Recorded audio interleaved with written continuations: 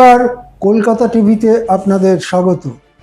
আমি আশিস চট্টোপাধ্যায় আপনাদের কাছে নিয়ে এসেছি এমন একটি খবর যা এই ককরোচ জনতা পার্টির যে বিরাট আন্দোলন হয়ে গেল তার সঙ্গে জড়িত।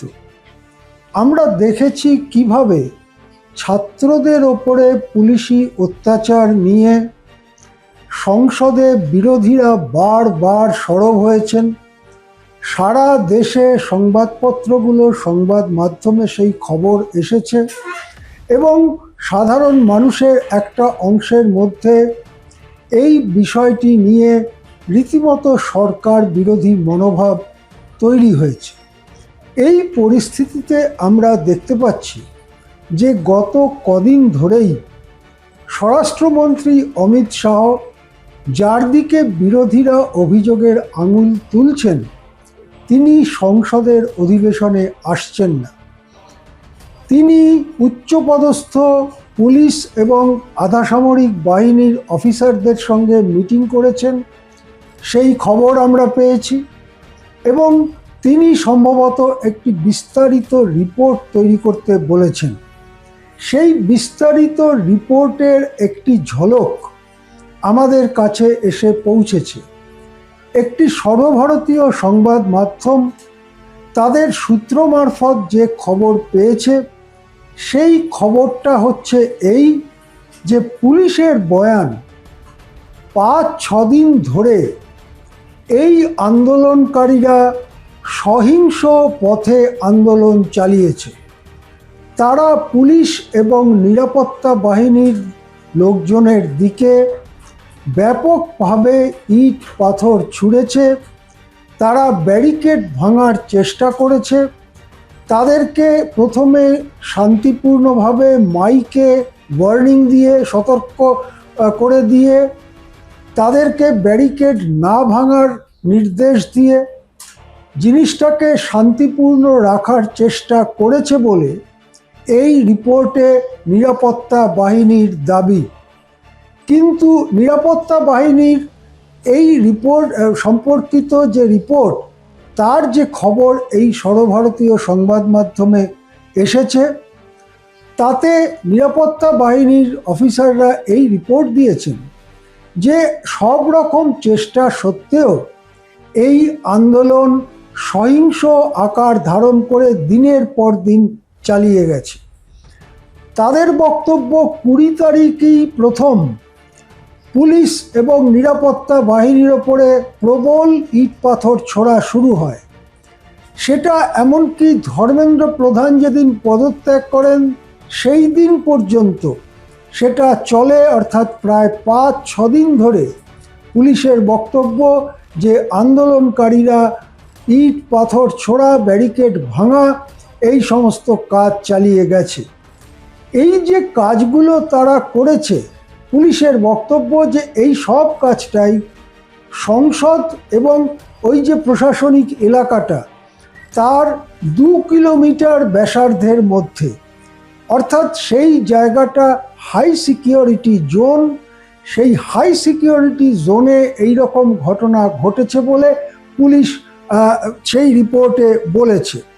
পুলিশ যে একটি তালিকা দিয়েছে, সেই তালিকাটি আমার কাছে রয়েছে। তাতে পুলিশ বলছে যে যেসব জায়গায় আন্দোলন হিংস্র হয়ে পড়েছিল সেই সব জায়গাগুলোর মধ্যে রয়েছে Gol Dakkhana, Tolstoy Janpath crossing, restaurant corridor and parking, Rafi Marg barricade near rail Bhavan, Jantar Mantar, outer circle near the LIC building, Connaught Place, Tolstoy Sansad মার্গের অনেকগুলো জায়গা, সংসদ মার্গ SBI বিল্ডিংয়ের কাছে, Raisina road press club of ইন্ডিয়ার ভবনের কাছে এবং রিগাল বিল্ডিং সংসদ মার্গ টলস্টয় রেড লাইট সিগন্যালের কাছে। এর মধ্যে পুলিশের মতে সবথেকে কাছে, সংসদ ভবনের সবথেকে কাছে যে ঘটনাগুলো, সহিংস ঘটনা ঘটেছে, সেটা হচ্ছে রফি মার্গ রেল ভবনের কাছে যে ব্যারিকেড ছিল সেখানে, এবং অন্যান্য জায়গাগুলো সংসদ ভবন থেকে 800 মিটার থেকে 2 কিলোমিটারের মধ্যে। এই পরিস্থিতিতে পুলিশের বক্তব্য হচ্ছে যে 110টা ব্যারিকেড এবং 171টি দড়ি দিয়ে যে বাধা তৈরি করা হয় সেই রকম দড়ির বাধা সেগুলো সরিয়ে দেওয়া হয়েছে বা ভাঙা হয়েছে, এবং বিভিন্ন সামগ্রী পুলিশের যেগুলো থাকে তার মধ্যে 10টা মেটাল ডিটেক্টর, হাতে ধরা মেটাল ডিটেক্টর, 2টো মাইক, 15টা লাউড হেইলার ওই রকম মাইকের মতো, 10টা আগুন নেভাবার যন্ত্র, 4টে তার কাটার যন্ত্র, X-ray baggage scanner, protective gear, ওই আত্মরক্ষার্থে পুলিশ যেরকম জিনিস পরে, 355টি হেলমেট, 285টি শরীরে পরার জিনিস এই আত্মরক্ষার জন্য, 54টা শিল্ড যা দিয়ে ইট পাথর আটকানো হয়, 10টা টর্চ, 24টি ফার্স্ট এইড বক্স এবং 12টি কম্বল ধরনের জিনিস, সেগুলো মিসিং বলে বলা হয়েছে। এখানে দাবি করা হয়েছে এই রিপোর্টে যে এই সমগ্র ঘটনার ফলে 244 জন পুলিশ কর্মী আহত হয়েছেন এবং 209 জন অসামরিক ব্যক্তি অর্থাৎ সাধারণ জনতা, তাদের মধ্যে 209 জন আহত হয়েছেন।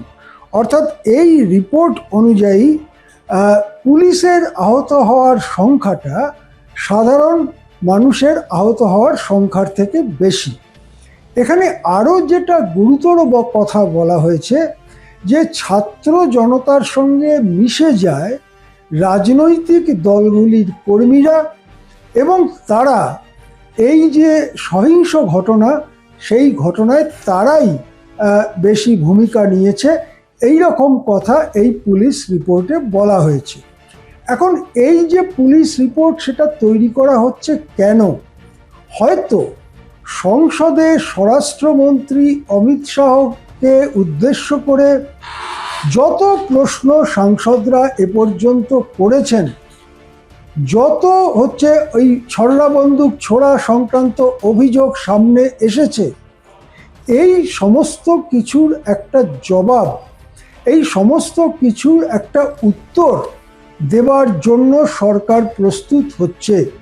সেক্ষেত্রে এই রিপোর্ট বা এই ধরনের বক্তব্য সংসদে আনা হতে পারে। সে সম্পর্কে বিরোধীরা কি বলবেন, তাদের কাছে কি ভিডিও আছে, এমনকি যে ভিডিও নিয়ে সুপ্রিম কোর্টের প্রধান বিচারপতির কাছেও গিয়েছিলেন 20 তারিখের পরেই একজন আইনজীবী, যে ভিডিও দেখতে অস্বীকার করেছিলেন সুপ্রিম কোর্টের প্রধান বিচারপতি। পরে তিনি বলেছেন যে কোনো লিখিত দরখাস্ত ছিল না বলে আমি সেদিন ভিডিও দেখিনি। সেই সব ভিডিওতেই বা কী আছে? এবং সারা দেশ জুড়ে ইতিমধ্যে ছড়িয়ে পড়া অসংখ্য ভাইরাল ভিডিও, যেখানে পুলিশের পক্ষ থেকেই বেশি সক্রিয়তা লক্ষ্য করেছি আমরা, সেইগুলো সম্পর্কে কি বক্তব্য সরকার রাখে সেদিকে নিশ্চয়ই দেশবাসীর নজর রয়েছে।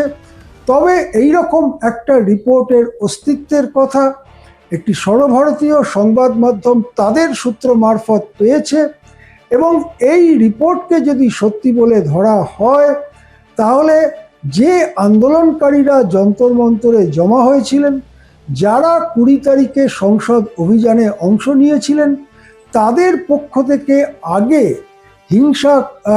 হিংসার মতো ঘটনা ঘটানো হয়েছে, যার প্রতিক্রিয়ায় পরে পুলিশকে হস্তক্ষেপ করতে হয়েছে।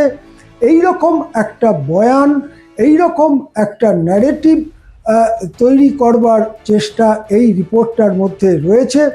কতটা সত্য, কতটা মিথ্যে, কতটা কি, সেটা সংসদের বিতর্কে কিছুটা পরিষ্কার হতে পারে, বা এ বিষয়ে যদি পরে কোনো কমিশন ইত্যাদি হয়, সুপ্রিম কোর্টের মামলার মঞ্চে যদি আরও কিছু সত্য সামনে আসে, সেটাও আমাদের নজর রাখতে হবে।